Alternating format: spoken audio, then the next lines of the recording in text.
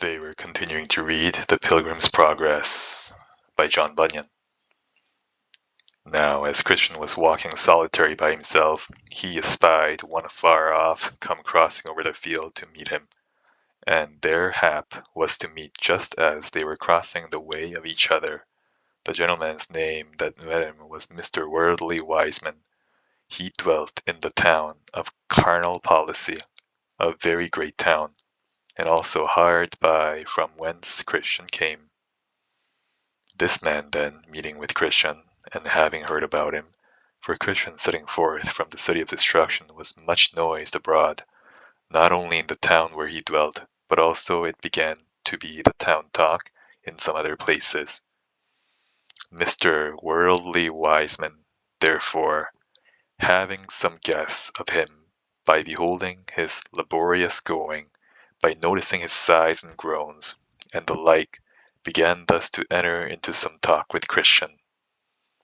How now, good fellow, whither away after this burdened manner?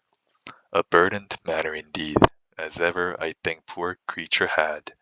And whereas you ask me whither away, I tell you, sir, I am going to yonder wicket gate before me, for there, as I am informed, I shall be put into a way to be rid of my heavy burden.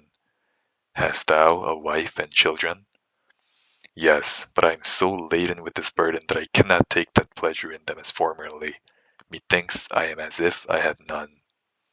Wilt thou hearken to me if I give thee counsel?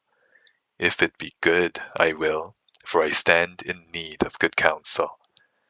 I would advise thee, then, that thou with all speed get thyself rid of thy burden, for thou wilt never be settled in thy mind till then, nor canst thou enjoy the blessings which God hath bestowed upon thee till then.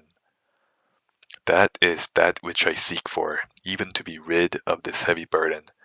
But get it off myself I cannot, nor is there any man in our country that can take it off my shoulders. Therefore am I going this way, as I told you, that I may be rid of my burden. Who bid thee go this way to be rid of thy burden? A man that appeared to me to be a very great and honorable person. His name, as I remember, is Evangelist. I curse him for his counsel. There is not a more dangerous and troublesome way in the world than is that into which he hath directed thee, and that thou shalt find, if thou wilt be ruled by his advice. Thou hast met with something, as I perceive already, for I see the dirt of the slough of despond is upon thee. But that slough is the beginning of the sorrows that do attend those that go on in that way. Hear me, I am older than thou. Thou art like to meet with, in the way which thou goest, wearisomeness, painfulness, hunger, perils, nakedness, sword, lions, dragons, darkness, and, in a word, death, and what not. These things are certainly true, having been proved by the words of many people. And why should a man so carelessly cast away himself by giving heed to a stranger? Why, sir, this burden upon my back is more terrible to me than all these things which you have mentioned. Nay, methinks I care not what I meet with in the way, if so be I can also meet with deliverance from my burden. How camest thou by the burden at first? By reading this book in my hand. I thought so, and it has happened unto thee as unto other weak men, who, meddling with things too high for them, do suddenly fall into thy crazy thoughts, which thoughts do not only unman men, as thine I perceive have done thee, but they run them upon desperate efforts to obtain they know not what. I know what I would obtain. It is ease for my heavy burden. But why wilt thou seek for ease this way, seeing so many dangers attended, especially since, hast thou but patience to hear me, I could direct thee to the getting of what thou desirest, without getting the dangers that thou in this way wilt run thyself into. Yea, and the remedy is at hand. Besides, I will add that, instead of those dangers, thou shalt meet with much safety, friendship, and content.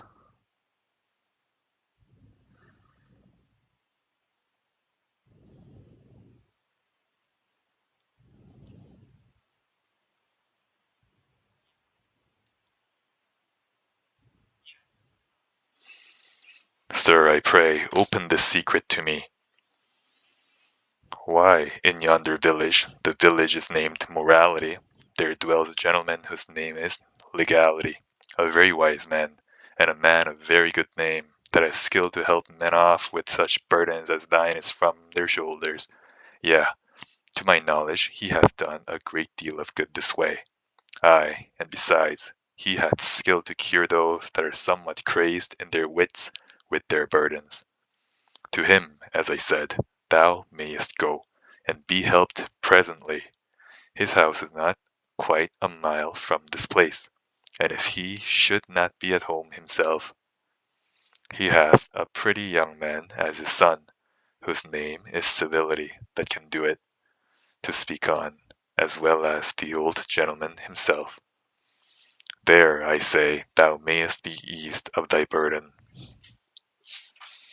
And if thou art not minded to go back to thy former habitation, as indeed I would not wish thee, thou mayest send for thy wife and children to thee in this village, where there are houses now standing empty, one of which thou mayest have at a reasonable rate.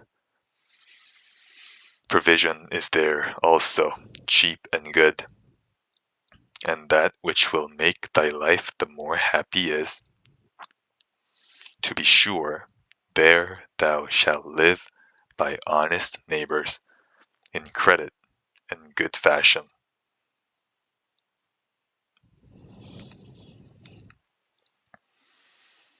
Now was Christian somewhat at a stand, but presently he concluded, if this be true which this gentleman hath said, my wisest course is to take his advice. And with that he thus further spake, Sir, which is my way to this honest man's house? Do you see yonder high hill? Yes, very well. By that hill you must go, and the first house you come at is his. So Christian turned out of his way to go to Mr. Legality's house for help.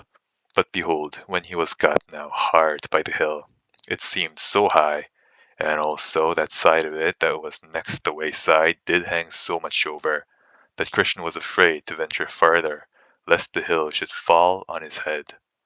Wherefore there he stood still, and knew not what to do. Also his burden now seemed heavier to him than while he was in his way. There came also flashes of fire out of the hill, that made Christian afraid that he should be burnt. Here therefore he sweat and did quake for fear. And now he began to be sorry that he had taken Mr. Worldly Wiseman's counsel, and with that he saw Evangelist coming to meet him, at the sight also of whom he began to blush for shame. So Evangelist drew nearer and nearer, and coming up to him, he looked upon him with a severe and dreadful countenance, and thus began to reason with Christian. What dost thou here, Christian? Said he, at which words Christian knew not what to answer. Therefore at present he stood speechless before him. Then said Evangelist further, Art thou not the man that I found crying without the walls of the city of destruction? Yes, dear sir, I am the man.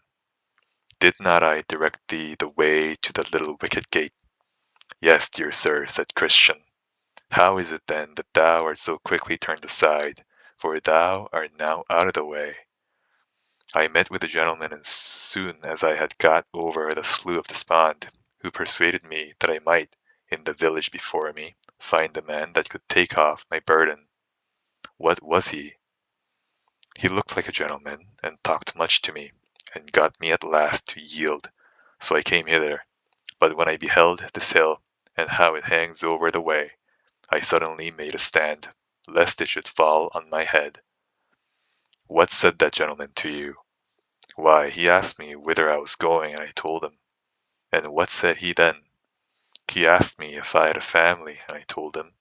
But, said I am so laden with the burden that is on my back, that I cannot take pleasure in them as formerly.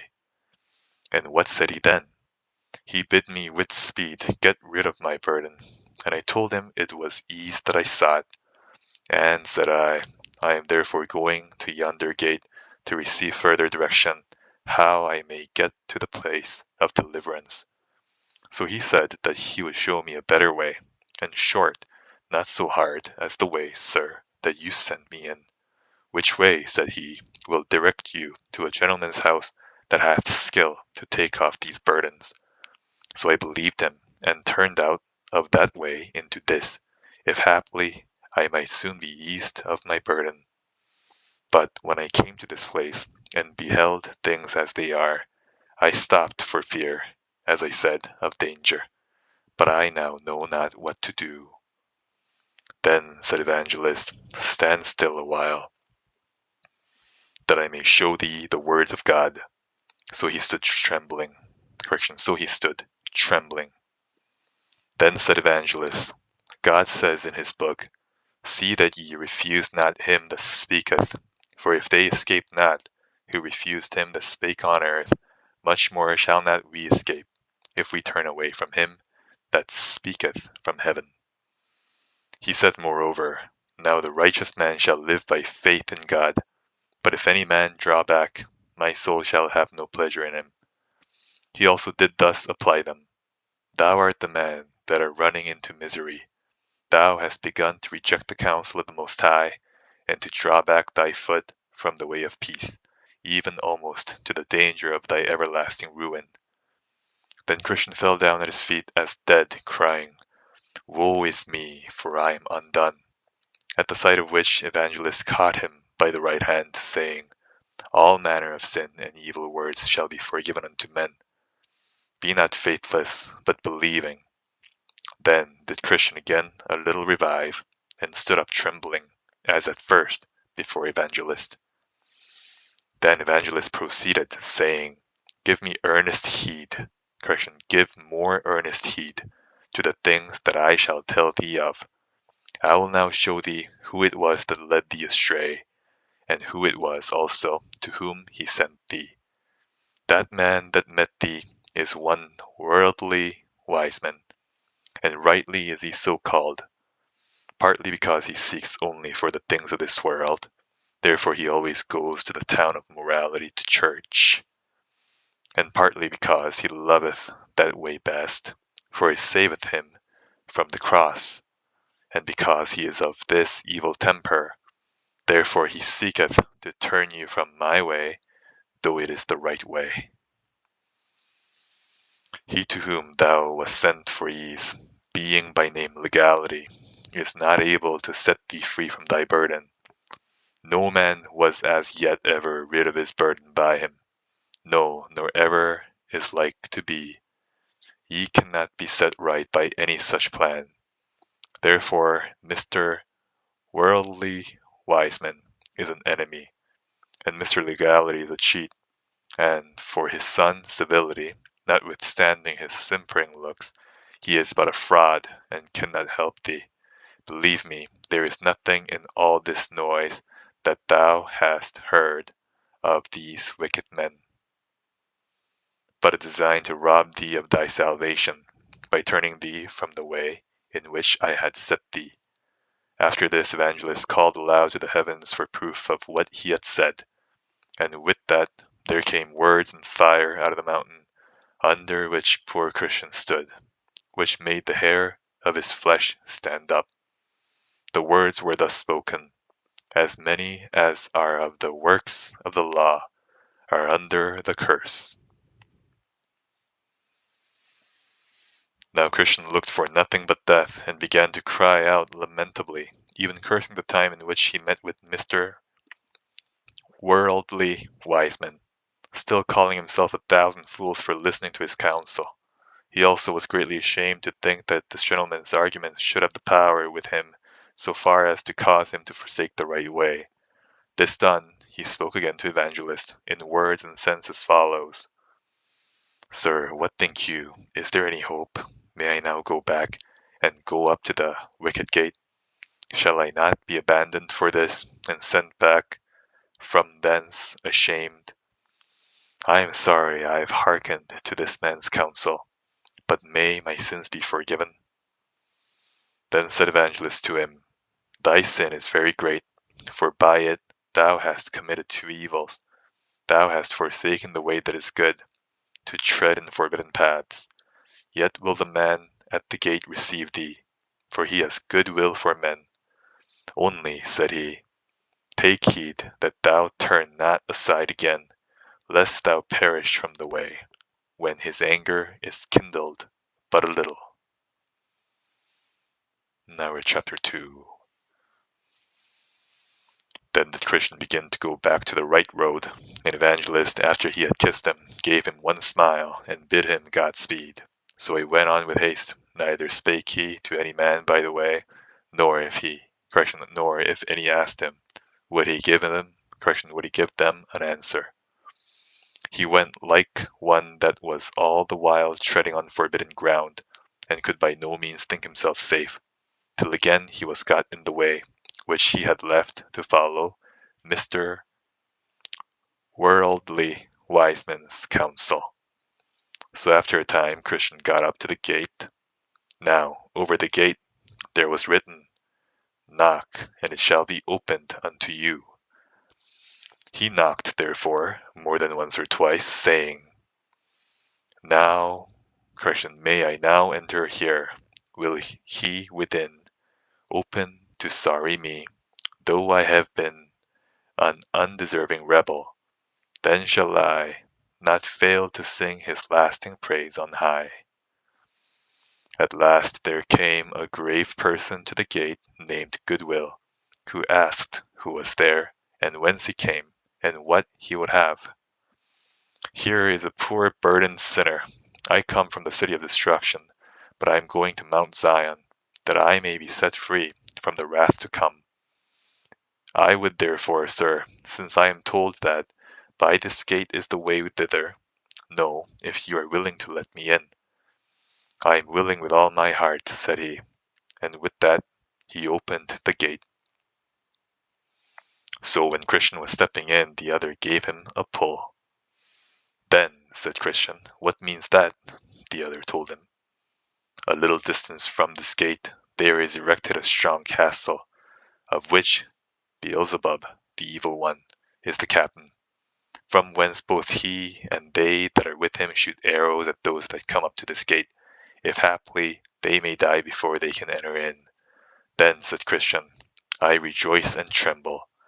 So when he was got in, the man of the gate asked him who directed him thither. Evangelist bid me come hither and knock, as I did, and he said that you, sir, would tell me what I must do. An open door is set before thee, and no man can shut it. Now I begin to reap the benefit of the trouble which I have taken. But how is it that you came alone?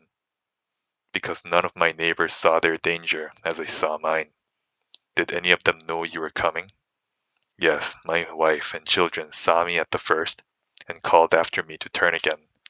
Also some of my neighbors stood crying and calling after me to return, but I put my fingers in my ears, and so came on my way. But did none of them follow you to persuade you to go back? Yes, both obstinate and pliable, but when they saw that they could not prevail, obstinate went railing back, but pliable came with me a little way. But why did he not come through?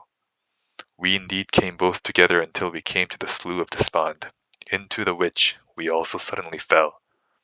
And then was my neighbor Pliable discouraged, and would not venture farther. Wherefore, getting out again on the side next to his own house, he told me I should win the brave country alone for him. So he went his way, and I came mine, he after obstinate, and I to this gate. Then said Goodwill, Alas, poor man, is the heavenly glory of so little worth with him, that he counteth it not worth running the risk of a few difficulties to obtain it? Truly, said Christian, I have said the truth of Pliable, and if I should also say the truth of myself, it will appear there is not betterment betwixt him and myself.